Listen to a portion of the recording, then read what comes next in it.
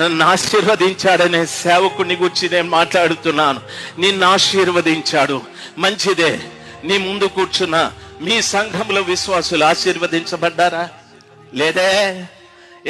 ఇంకా భోజనం లేని వాళ్ళు ఉన్నారే, బట్టలు లేని వాళ్ళు ఉన్నారే, పిల్లల్ని చదివించలేని వారు ఉన్నారే, పిల్లలకు పెళ్లి చేయని వారు ఉన్నారే, ఇంటి అద్దె కట్టలేని వారు ఉన్నారే, ఇంకా రోజు పూట గడవని వాళ్ళు ఉన్నారే.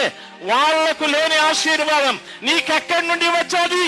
నా దేవుడు పక్షపాత కాదు, కాదు, కాదు. నా దేవుడు న్యాయవంతుడు.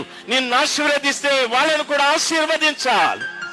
బోధించే నీకే ఆశీర్వాదం ఉంటే బోధ వినేవాడికి ఎందుకు ఉండదు ఆశీర్వాదం? దయచేసి గమనించాలి. వాడికి ఆశీర్వాదం లేదు, నీకు ఆశీర్వాదం ఉంది.